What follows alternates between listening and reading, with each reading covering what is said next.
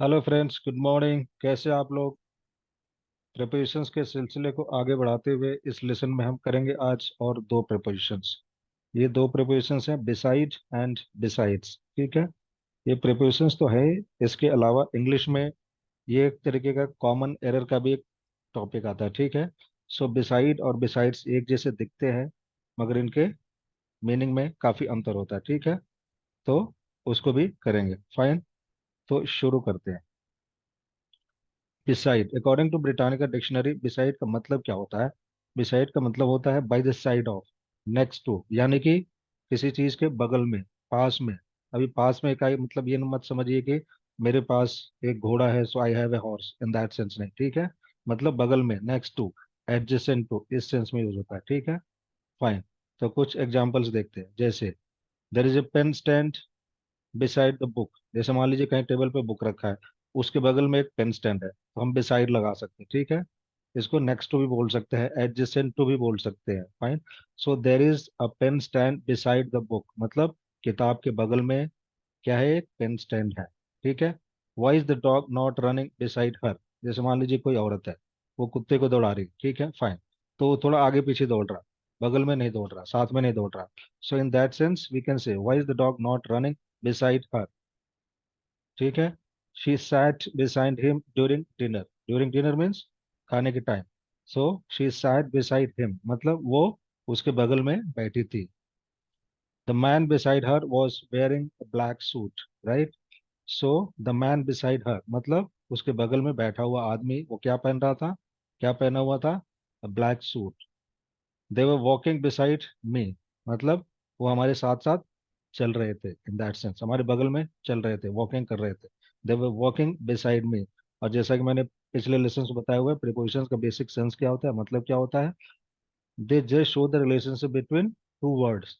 और वो नाउन या प्रोनाउन के पहले आता है, और उस प्रीपोजिशंस के पहले और कुछ भी हो सकता है। ठीक है। फाइन, इसका ध्यान रहे।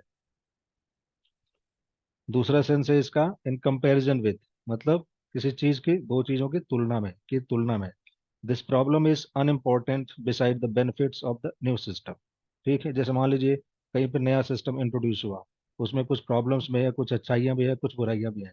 सो जो प्रॉब्लम है that's not that important, but the benefits are good in that system, in that system. ठीक है। So in that sense it's use, this problem is unimportant, not so important, beside the benefits of the new system, मतलब दोनों की तुलना किया जाए। So the problem is not that important, that means the benefits are good. ठीक है। सो ये भी एक सेंस है इसका। दूसरा, बिसाइड द पॉइंट, ये एक फ्रेज बनता है। इसका मतलब ये होता है, आप समझिए, बात से परे, मुद्दे से परे। ठीक है। मतलब not related, not important. What you saying is beside the point. जैसे मान लीजिए कहीं पे कोई चर्चा चल रही है, उसमें किसी ने कोई ऐसी बात कही जो उससे संबंधित नहीं है, उससे रिलेटेड नहीं है, इंपॉर्टेंट नहीं है। So in that sense we use this phrase beside the point, मतलब नॉट रिलेटेड, नॉट इम्पॉर्टेंट। और you saying is beside the point, मतलब आप जो कह रहे हैं वो मुद्दे से परे है, बात से परे है, अलग है, हटके है। It helps but it's beside the point. ठीक है, ये मददगार है, इससे मदद मिलेगी, मगर ये मुद्दे से परे है, बात से परे है, जो टॉपिक है उससे अलग है। We accept your statement but it is beside the point. Now besides, अभी देखिए बिसाइड का मतलब क्या होता है कि बगल में। ठीक है। नेक्स्ट टू, मगर बिसाइड्स का मतलब होता है कि अलावा। ठीक है। इसके दो सेंस आते हैं, दोनों में फाइन डिफरेंस है, उसको देखेंगे आगे। सो कि अलावा, को छोड़कर।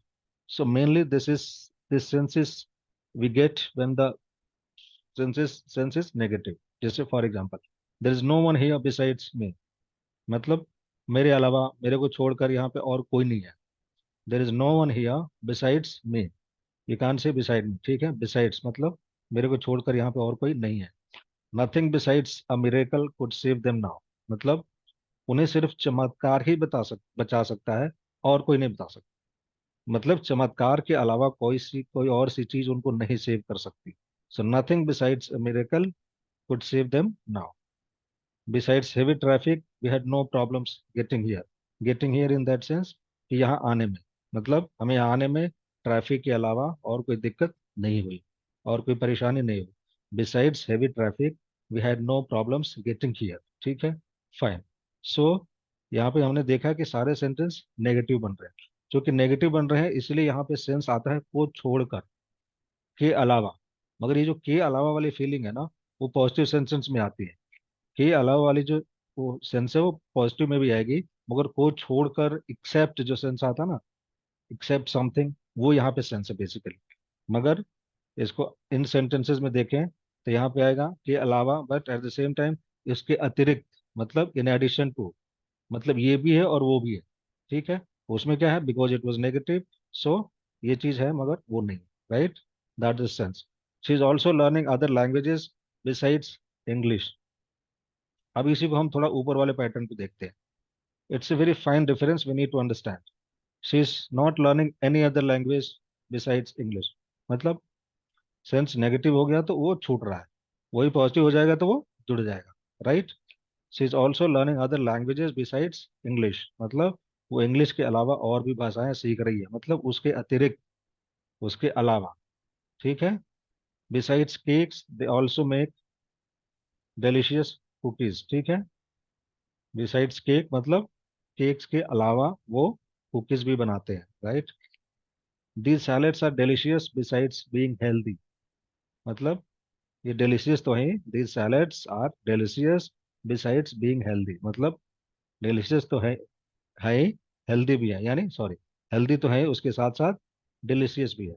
सो बिकॉज द सेंटेंस है पॉजिटिव, ये उनको इंक्लूड कर रहा है।